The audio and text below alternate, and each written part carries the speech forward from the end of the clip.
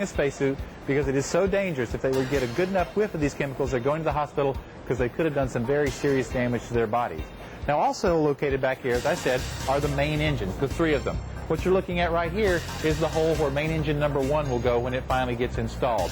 Down below me will be the spots for engines 2 and 3. But right above the main engine is the vertical stabilizer. And that white panel you're looking at right there is where the drag chute is located. The drag chute is used upon landing. You'll see that come out, and it helps slow the orbiter down after a space mission. Now, right behind me is the crew module of the orbiter.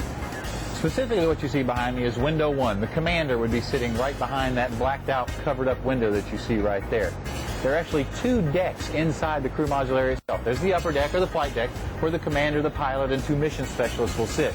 Downstairs from them, well below me, there would be 3 or 4 more astronauts when they fly up into orbit. But this is where you want to be, folks, if you're an astronaut, sitting inside this. If you look at the front of the display that the astronauts are looking at, you'll see the 3 CRTs for the 5 computers that we have on board the orbiter. These 5 computers are running all the time, checking each other.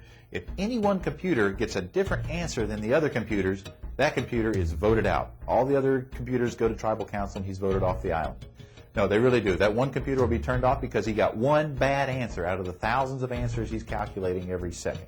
That's just the way we work. Our flight rules say that's not an emergency, but we should come home sometime soon. Now, that's just getting the orbiter ready to go fly. If you remember, I talked about other components that we have. The other components are the solid rocket boosters and the external tank. I'm here inside the Vehicle Assembly Building, or the VAB as we call it. It is the thing around here which dominates the landscape in Central Florida. At 525 feet tall, it is monstrous here inside the building. Now, what happens back in the old Apollo days, we used to build the Saturn V up in here, and at 363 feet tall, when it would roll out to the launch pad, it would just barely clear the doors as it was heading out. But nowadays, we stack the space shuttle inside this building. The way we do that is we build up on top of the mobile launch platform. We'll stack the solid rocket boosters and then add the external tank. Now, the solid rocket boosters are composed of 4 components, and each one of those are called solid rocket motor segments, or SRMs. When we stack those SRMs one by one on top of the other, we can do it left, right, or left, right, right. We've done it both ways. It doesn't matter. But once we've got those solid rocket boosters fully stacked, we're ready for the external tank. The external tank is a huge, empty aluminum tank with a lot of foam around it. Overall, it's 154 feet long, 27.5 feet in diameter. When it's empty, it weighs about 55,000 pounds. But when it's full of 500,000 gallons of hydrogen and oxygen, it weighs 1.5 million pounds. So once we've stacked those boosters, we gently lower that external tank down in between them and attach it in 4 locations with explosive bolts. Now we're ready for the orbiter to be brought in. We go over to the orbiter processing facility and we get the orbiter out. Whichever one is ready, we put it on the back of this 96-wheel vehicle. We bring it over to the Vehicle Assembly Building where we attach 2 of our cranes to it. We take it from horizontal to vertical, lift it way up high, and then we gently lower it down and attach it to the external tank in 3 locations with explosive bolts. We'll stay in the Vehicle Assembly Building for about 1 week doing all of our preparations before we go out to the launch pad. We're validating all our interfaces and doing some simple checks. Once that's done, we're finally ready to roll out to the pad. This brings me to a point. Right next to the Vehicle Assembly Building is the Launch Control Center, where we have our 4 firing rooms where we can control the launch of the space shuttle.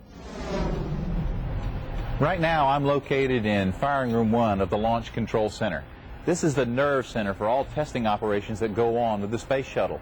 No matter where the orbiter is, whether it's in the orbiter processing facility, at the pad, in the Vehicle Assembly Building, or even out in California, if there's testing being performed on the orbiter, this is where it's controlled from. These are the consoles where the engineers sit, and especially on launch day.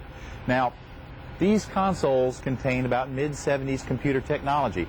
I understand that's very old, but to upgrade it would be very expensive. But we understand how the system works, and it's been very reliable for all these years. Now, right up behind me is Management Row. Let's go on up there and have a look. Right now, I'm located in the top of the firing room at the launch director's console. This is where the launch director sits on launch day. Now, this room is usually full of people and very, very busy on launch day, and this person right here is the one who's ultimately responsible for the safe launch of the space shuttle. But I got to tell you, this is where you want to be, because located right outside these windows is the best view on launch day.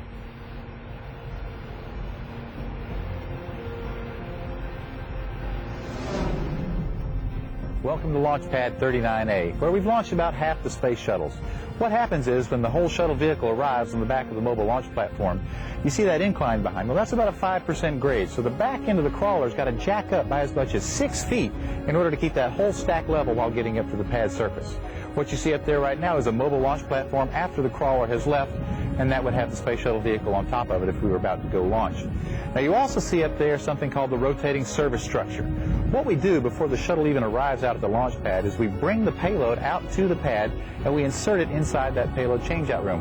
What happens is there's this big canister that looks almost exactly like the shuttle's payload bay. We'll bring the canister out, we'll pick it up, attach it to the payload changeout room, we'll open up all those doors you see there, and then this thing called the payload ground handling mechanism, or the PGM, will reach out, grab the payload out of the canister, pull it inside the payload changeout room, we close all the doors, we can lower the canister down to the ground, then the whole shuttle vehicle arrives, we bring the rotating surface structure around to encompass the vehicle and provide protection from wind, rain, and digested seagull food. And then we can open up the payload bay doors on the orbiter. The PGM will take the payload and insert it into the orbiter. We close all the payload bay doors, we bring the rotating surface structure back, and then we're ready to go fly. Tell you what, why don't we go on up there and have a closer look at the pad. Welcome to the 195-foot level of Pad A. Now, I'm wearing a hard hat today because there's no shuttle vehicle out here at the launch pad. But if this were launch morning and we were getting ready to go fly, the astronauts would just be in their spacesuits and they would come out of this very same elevator, walk down this path, and right out there would be the swing arm, which takes you out to the white room where you crawl inside, we lock the astronauts inside, and they get ready to go launch. Also up here on the 195-foot level are the escape baskets.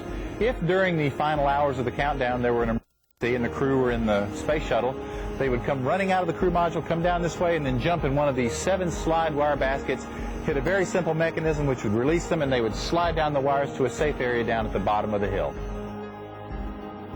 Finally, about 4 hours prior to launch, after we've verified the whole vehicle is ready, someone gets to go wake up the astronauts in the crew quarters, if they're even sleeping. I don't know exactly what they'd be nervous about. But then they all get up, have their breakfast, get their final weather briefing, and then they put on their orange pumpkin suits and hop in the Astrovan, do their famous walkout, wave to everybody, and then they take that 20-minute ride out here to the launch pad.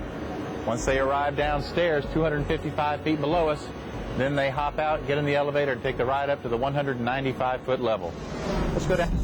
And then once all the astronauts are safely secured inside the orbiter, we close the hatch, and all the really, really smart people in NASA get 3.5 miles away, leaving these 7 astronauts with about an hour to an hour and a half to contemplate the career decisions that they've made, which led them to be sitting on top of this explosive equivalent of a small nuclear weapon. There's really not a whole lot for the astronauts to do during that final hour and a half.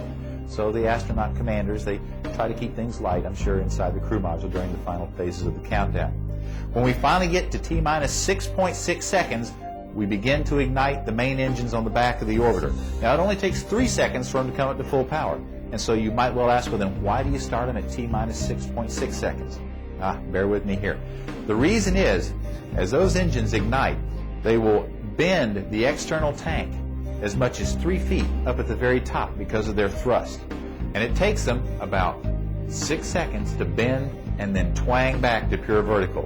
And that's why we do it at 6.6 seconds. We don't want to be launching when the orbiter and the whole vehicle is bent like this. So finally at T0, we're all ready to go. We are so sure that the solid rocket boosters are going to ignite that we send the command to blow the bolts, holding the vehicle to the ground first. Then we send the command to ignite the boosters. 10, 9, 8, 7. We have a go for main engine start. 5, 4, 3, 2, 1. And liftoff of the Space Shuttle Endeavour on the first spacecraft mission and the retrieval of the Eureka spacecraft. Each booster then goes from 0 to about 3 million pounds of thrust in less than half a second. That's quite a kick in the tush if you're sitting on top of the orbiter. And then they begin their climb out. You'll see when it gets to a point just about where it clears the launch tower there, that's where we turn over control from here in Kennedy Space Center to the folks at Johnson Space Center in Houston, Texas. It continues its climb out about 2 minutes and 6 seconds into flight. The boosters are done. They are jettisoned. They continue on in a giant arc somewhere about 150 miles out in the ocean. as they begin to fall back towards the earth, a small chute will come out, and that will pull out 3 larger parachutes